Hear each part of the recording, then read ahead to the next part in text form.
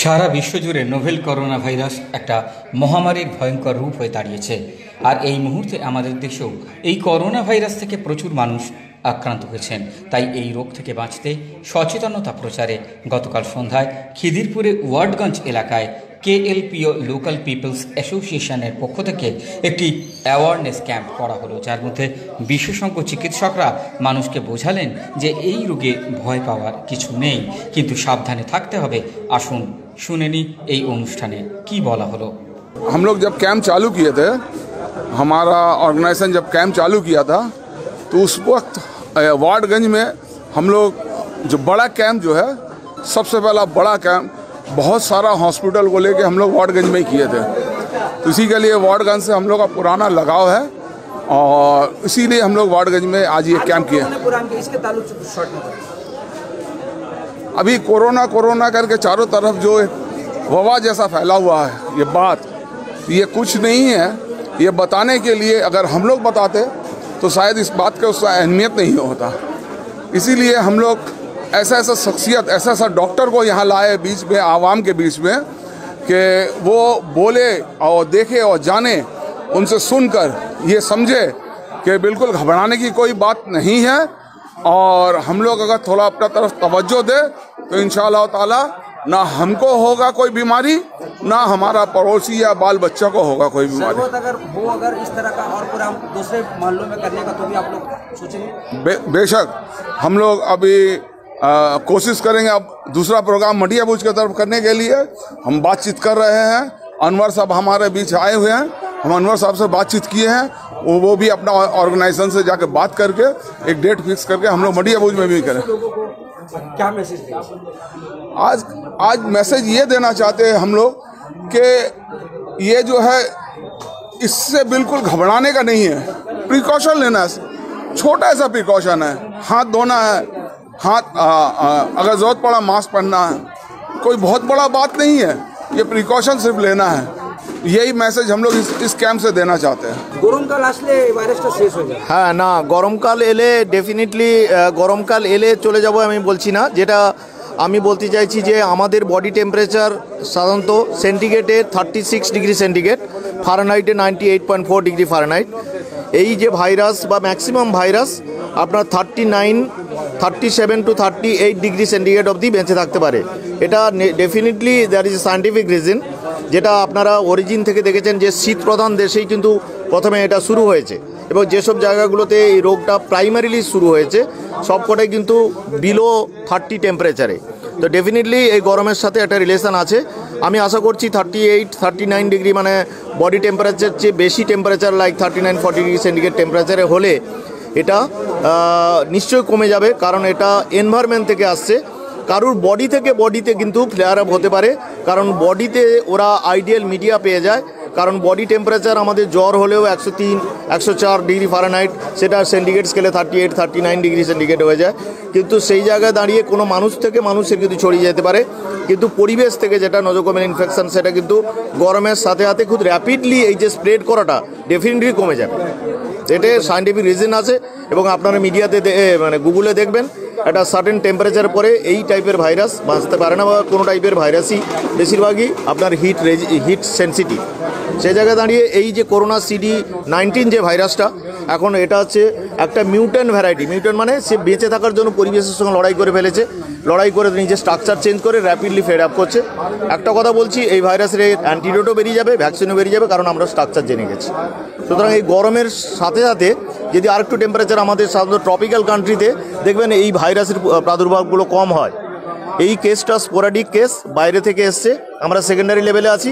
আমরা যদি অ্যাওয়ারনেস হই, প্রিভেনশন করি, তাহলে আমরা নিশ্চয়ই এই রোগটাকে অতি তাড়াতাড়ি প্রতিরোধ করতে পারবো। আর আপনার যে প্রশ্ন যে গরমে ডেফিনেটলি যদি more than 40 degree centigrade temperature হয়, যখন আমাদের কলকাতা বা পশ্চিমবাংলায় যে গরমটা পড়ে, সেটাতে ডেফিনেটলি এই ফ্লেয়ার আপটা কমে যায়, 100% कमे। कि ये बीमारी जो है मेनली फैल रहा है, ये बहुत जल्द फैल जाता है। इसलिए एक चीज़ है कि जो भीड़ भाड़ में मत जाइए, क्योंकि आपको नहीं मालूम है ये वायरस बीमारी किसको हो रहा है या होने वाला है।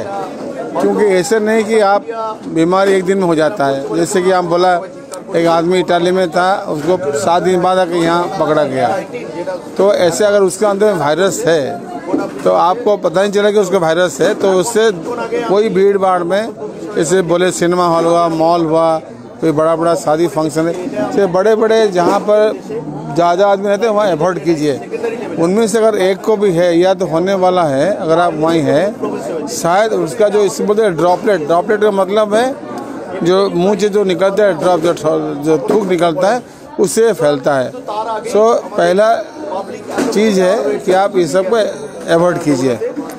दूसरा चीज़ है कि आपको अगर कहीं दूर जाना है, अगर आपको ज़रूरी नहीं है, जैसे ट्रेन में सफ़र करते हैं हम लोग, बस में सफ़र करते हैं, ये सब अवॉइड कीजिए, क्योंकि हम लोग को ये भी सेम कारण है जो कि नहीं मालूम है कि ये चीज़ किसको है। तो अगर मान लीजिए हम ट्रेन में जाते हैं, जैसे AC कंपार्टमेंट में जाते हैं तो पूरा क्लोज रहता है, इसमें कोई खिड़की नहीं रहता है।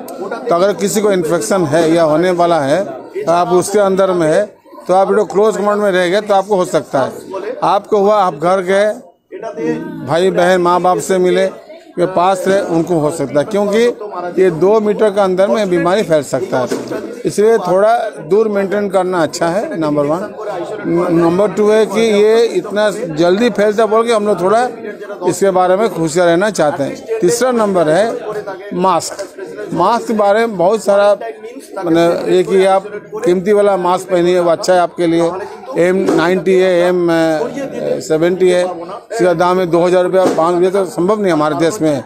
तो मास्क पहनने का मेन मकसद है कि मुंह और नाक को ढांकना, तो आप किसी भी ढांक सकते हैं। जैसे मैंने आपको बोला, एक तो सफ़ा रुमाल लेके उसको डेटल पानी में साफ कर लीजिए, उसको से बताया कैसे करते हैं।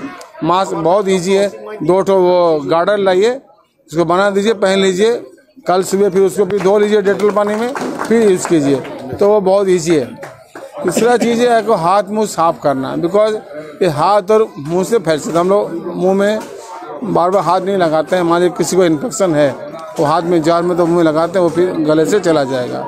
तो हाथ धोना बहुत ज़रूरी है। हाथ धोने के लिए आपको वो बड़ा एक्सपेंसिव आपको सेंटर नहीं चाहिए, सिंपल डेटल सोप जिसका दाम है 10 रुपया, छोटा सोप का दाम है 10 रुपया, उसका आप डेली यूज़ कीजिए। तो इसमें आपको नहीं कि आपको बहुत पैसा खर्चा है। तो ये मास्क अभी देखिए इंडिया में, अभी इंडिया के सब देश में मिलना नहीं मिल रहा है। तो ये छोटे छोटे चीज़ है जो कि हमारे देश में गरीब आदमी है, 5 रुपये के मास्क कहाँ खरीदेगा। तो इसलिए मैं बता रहा हूँ, ये छोटे छोटे चीज़ करने से आपको मास्क का भी कोई बड़ा कीमती मास्क का जरूरत नहीं पड़ेगा। डेटल सोप से साबुन कर सकते हैं, हाथ धो सकते हैं। फोर्थ जो है इम्पोर्टेंट है कि आपको अगर ये तकलीफ हुआ, जैसे कि बुखार, सिर में दर्द, छींक आ रहा है, नाक जाम हो जा रहा है, आपको सांस का तकलीफ हो रहा है, तो इसका आप जरूर जांच कर लीजिए। हमारे सरकार ने काफ़ी सारे सेंटर्स खोल दिए हैं ये जांच के लिए। हो सकता है कि 100 में 1 आदमी को, या तो 100 में 1000 में 1 आदमी हो सकता है कि वो 1 आदमी को अगर हम नहीं पकड़ पाते हैं, वो अगर हम लोग का साथ रहा या घुरा फिरा या कहीं भी गया, उनसे 100 आदमी को हो जाएगा। इसलिए ये ज़रूरी है कि अगर 1 आदमी को भी है उसको हम पहचान ले, शुरू से इलाज करें। ऐसे नहीं कि सब आदमी से मर जाता है। हम लोग का गलत फहमी है कि आदमी हुआ बीमार तो आप मर जाए, ऐसा नहीं है। तो इसीलिए ये है कि आप लोग सतर्क रहें, होशियार रहें। ये बीमारी उतना खतरनाक जितना सोचते हैं, लेकिन इसलिए सतर्क रहेंगे क्योंकि ये फैलता है बहुत जल्दी से, और 1 आदमी से 100 आदमी, 1000 आदमी, 1 लाख आदमी तो हो सकता है। इसलिए आप लोगों को निवेदन है, ये हाथ साफ रखिए, मुंह को ढांकिए, बड़ी भीड़ में मत जाइए। अगर कहीं दूर जाना है उसको आप बस या ट्रेन में अवॉइड कीजिए। चिकन, फिश, मीट से कोई एविडेंस नहीं है कि इसको खाने से ये फैल रहा है, तो इसलिए ये तो फिर सोशल मीडिया में कुछ गलत कुछ इन्फॉर्मेशन आता है, लोग हिस्टेरिकल हो जा रहे हैं। मगर इससे चिकन, फिश और मीट से कोई अभी तक कोई एविडेंस नहीं है कि इससे फैल रहा है। ये रेस्पिरेटरी ड्रॉपलेट से, खांसने से, छींकने से फैल रहा है, और ये जो सरफेस में रह जा रहा है, ये टेबल में या हैंडल में कहीं, उसमें कुछ देर तक 1-1.5 घंटा तक रह सकता है। तो इसलिए एक चीज़ है कि जिनको अगर छींक खांसी हो रहा है वो रुमाल यूज़ करें, मास्क यूज़ करें, और जो भी लोग अगर कहीं जलसे में या कोई बड़े कम्युनिटी मीटिंग में जा रहे हैं तो उनको प्रोटेक्शन लेना है, मास्क वास्क पहनना ज़्यादा ठीक रहता है, और नॉर्मल साबुन से हाथ धोएं, वो ज़्यादा सही रहता है। আরো নতুন ভিডিও দেখতে সাবস্ক্রাইব করুন আমাদের ইউটিউব চ্যানেল আর বেল আইকন প্রেস করতে ভুলবেন না।